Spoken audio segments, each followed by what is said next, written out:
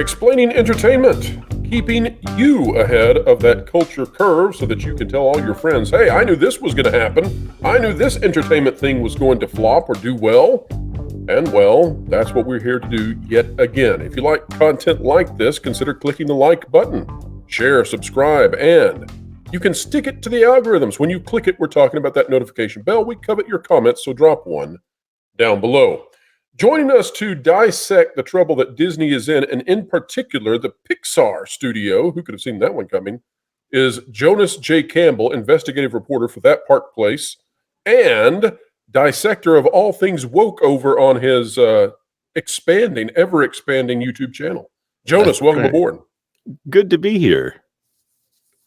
Now, Jonas, this one's going to be pretty straightforward. I just want to let everybody know that I had a source reach out in the last 3 or 4 days, been sitting on this information for a little bit longer than I want to, and honestly, it's a hot potato that I need to put out onto the internet before somebody else does.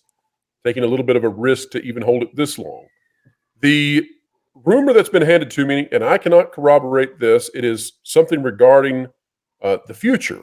And whenever you're dealing with something that could happen in the future, we also know that it might not happen in the future. That's just the nature of the beast. And so, but it does come with some serious evidence, and it seems to me that it's likely. We'll debate that in the comments, I'm sure. But basically what I'm hearing is that as the Walt Disney Company is preparing to cut its expenditures significantly, everybody might remember that Disney Plus is losing somewhere between $700 million and $1 billion each and every quarter. That's insane and unsustainable.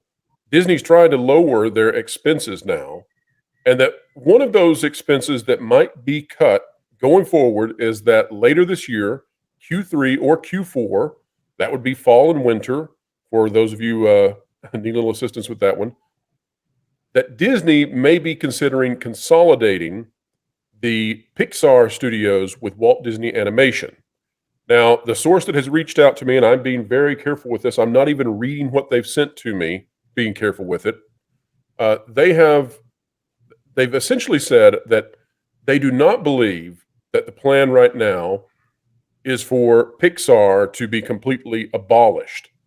There is significant value in the icons and the symbols of Pixar, but rather that the two entities, that being Disney Animation and Pixar, could begin sharing significantly the artists, the content creators, the musicians, the storyboarders, all of that sort of thing. You still would get to hold on to the name Pixar and the name Disney Animation Studios, but behind the scenes, things would be much more difficult to parse out what is what. And honestly, that's difficult to do already for audiences. It's hard to remember which one was Disney Animation, which one was Pixar. They all look the same. They all act the same. They all sort of taken this position in the last 5 or 6 years that divides audiences and makes them not be quite as successful as they used to be. Jonas, what do you think about the idea of Disney behind the scenes sort of making these two studios one, even if in the public-facing side of things that it still appears that they are distinct?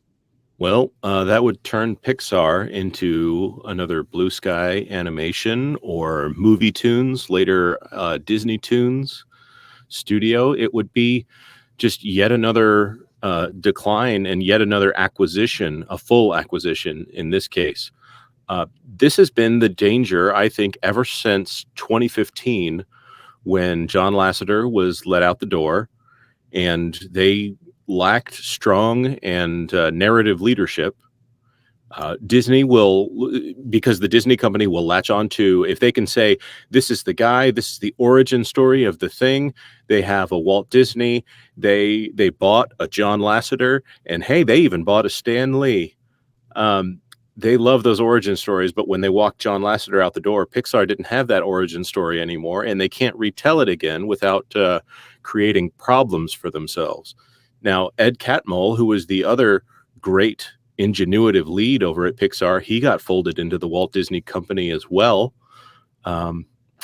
They don't have anything over there that is giving them a good reason to stay on their own, as long as they're not making great films that shatter box office records, what's the point? Well, those are all great points that you make, by the way.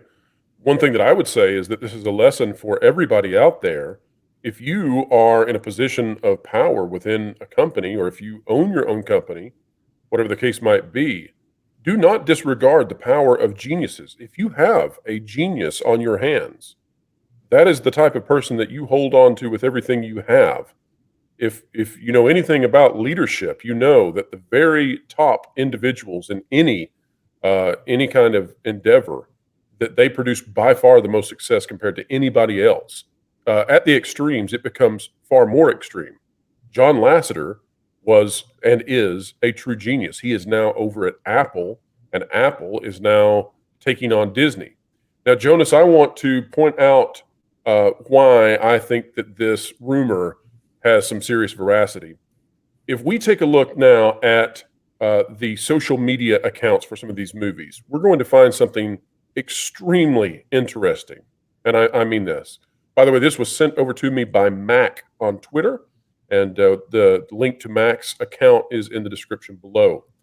If we look Mac at has Pixar's a fantastic Twitter account. Yes, Absolutely. More people need to be following that account. Pixar's Lightyear, if we go to Twitter, has 22,000 followers. And you would say, well, not too shabby, right? I mean, it's a little weird that it has 22,000. You would think it would have more, but that's not shabby. But take a look at this. If we go to Disney's Strange World, we find that it only has 3,740 followers. That is terrible. And that seems to mirror how terribly this movie performed at the box office, right? We all know that Strange World was a huge embarrassment to Disney, that it lost a ton of money, that almost nobody went to see this. And we also know that it has been horrendous on streaming. Lightyear was bad too, but Strange World somehow defeated it even more so in being poorly received on Disney Plus. Now I want to show you something that I find to be just fascinating. Jonas, Elemental is Pixar's next movie. It is coming out this summer. There should be excitement all about it. It should be the big thing forthcoming. And by the way, Strange World did not come from Pixar. They had Lightyear, so that means that both Pixar and Disney Animation Studios had major flops at the box office in 2022. Maybe they're going to make a recovery, but take a look at this. What do we have here? It's Elemental. This is the Twitter account for Elemental. It has a grand total of 4,952 followers. In other words, it has less followers than will probably watch this video. And this is supposed to be the big marquee feature-length animation film coming from Disney. Disney, folks, they're supposed to be the biggest kid on the block when it comes to family entertainment. This looks like, and you know, you can say out there, well, there's no direct correlation. But I'm telling you right now, if less than 5,000 people are following your movie on Twitter, you've got a huge problem.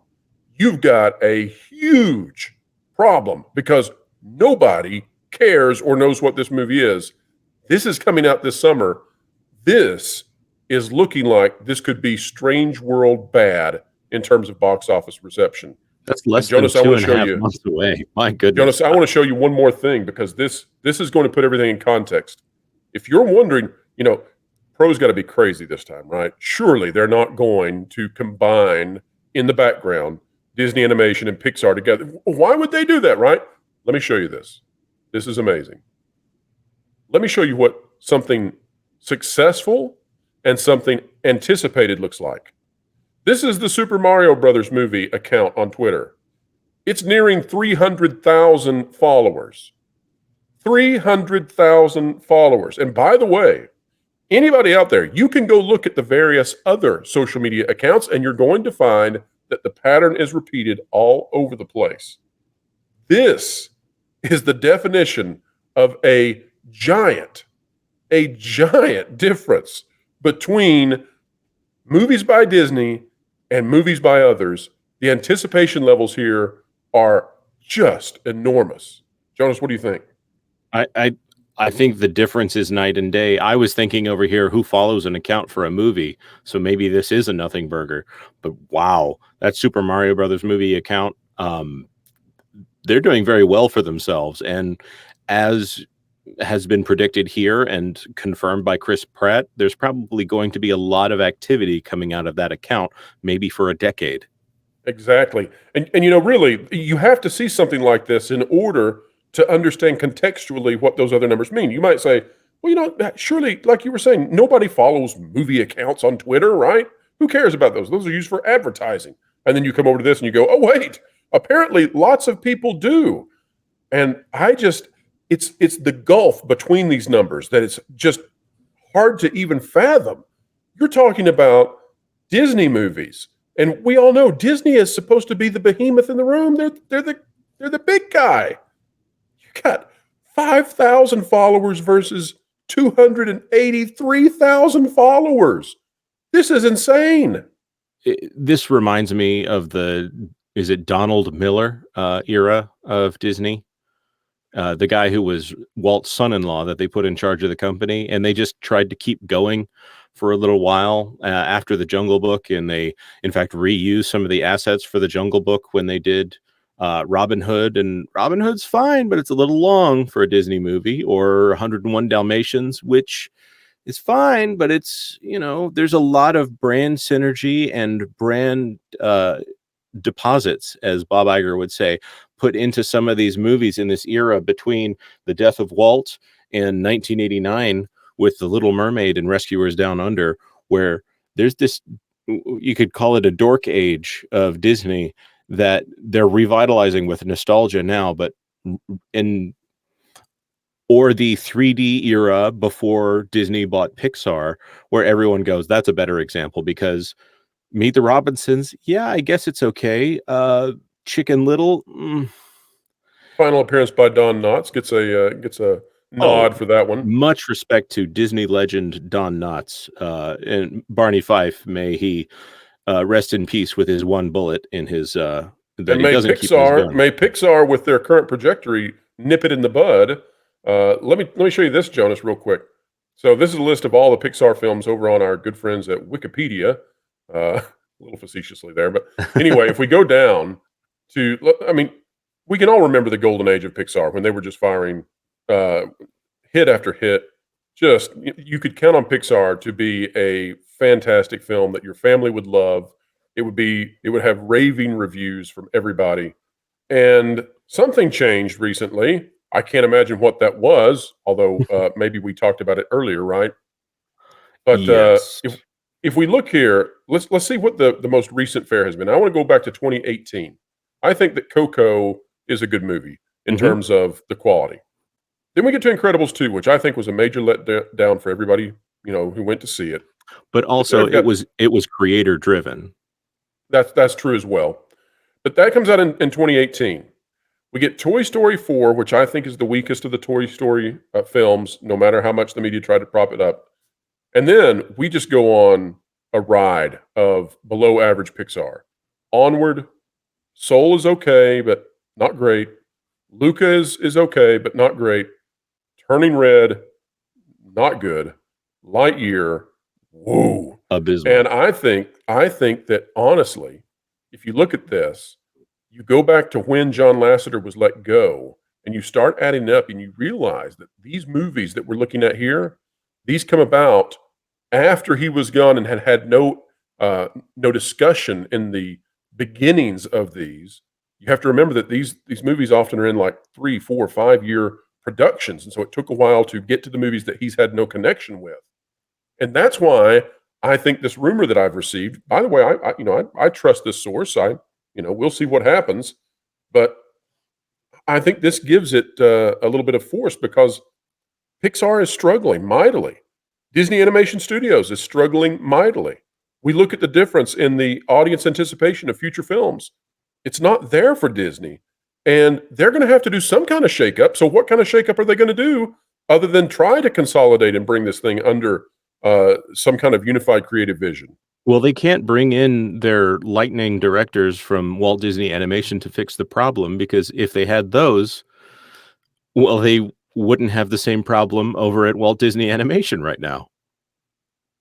True that. One last thing before we go. This doesn't have anything to do with Pixar and the potential for it to be consolidated into Disney Animation Studios, or perhaps vice versa, however you want to frame it. This one doesn't have anything to do with it, but it does have something to do with what we're looking at, that being these social media accounts.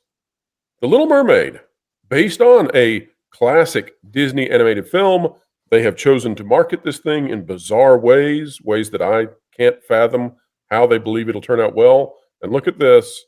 Well, it's doing better than Elemental. That's about all you can say. But in terms of excitement versus the Mario movie, which I think we can all agree has huge anticipation, 13,000 followers for The Little Mermaid. Wow. I'm more and more worried about this. I'm more and more worried about Disney. And here's why I think that we might see major moves in the fall. Disney is not going to make, in my opinion, huge changes behind the scenes that would, of course, be reported out into the public before Elemental hits theaters. Surely. They're not going to do it before The Little Mermaid hits theaters. They're not going to do it before Indiana Jones hits theaters. They probably want to try to wait until at least the fall to get these movies out before they begin to make the actions that will tell all of us they realize they're in trouble. Because simply put, this is not sustainable. This is wiping out so many other areas of Disney because, well, if your movies aren't successful, your merchandise is going to begin taking a serious hit. And Disney makes a lot of money out of merchandising. Jonah's final thoughts on all of this going on that, I mean, we can see it with our eyes here. It's clear, it's obvious. What do you think? I think I would like to propose a little experiment here. Maybe it's rigged, maybe it's not. But okay, let's look at Renfield over there. Don't click on Renfield. Renfield is probably a genre film and will not have a following. Pixar Elemental, we've seen what the follower count is.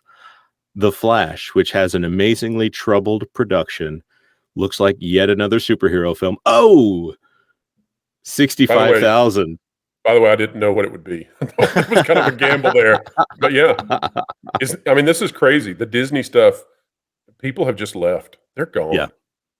It's something. I mean, it really is something. And I think the media is playing catch up now. The mainstream media, the legacy media, the access media, they're playing catch up to the reality that is the audience left. I mean, Disney is in a really bad situation now. And I will say for Pixar Elemental, the trailer, there are flashes of the old Pixar in there, but there are also flashes of the new Pixar in there. And I think looks like Zootopia 2.0. You know, right. It's the same thing over and over. The next movie is going to be, different toppings of pizza trying to figure out how to get along with each other. I'm a pepperoni. And I have always wanted to live outside of Meatopia. That's right. I'm sorry. I cannot top Meatopia. Thank you, Jonas. That's the name of the next movie. Pixar, I'm pitching it to you right now. Well, folks, if you like content like this, make sure to click the like button, share, subscribe. Click that notification bell. When you do, you stick it to those algorithms. We cover your comments, so make sure you drop one down below. The Pro Show is Thursdays, 5 to 7 p.m. live, and all of you have been so kind and helped this channel grow so quickly to 10,000 subscribers. That means we're turning on those memberships. That's happening this Thursday. Those memberships are going to be very unique, give you quite a bit of control and power, and we're going to empower all of you who might dream about being citizen journalists. You are not going to believe some of these membership rewards, so check that out coming this Thursday.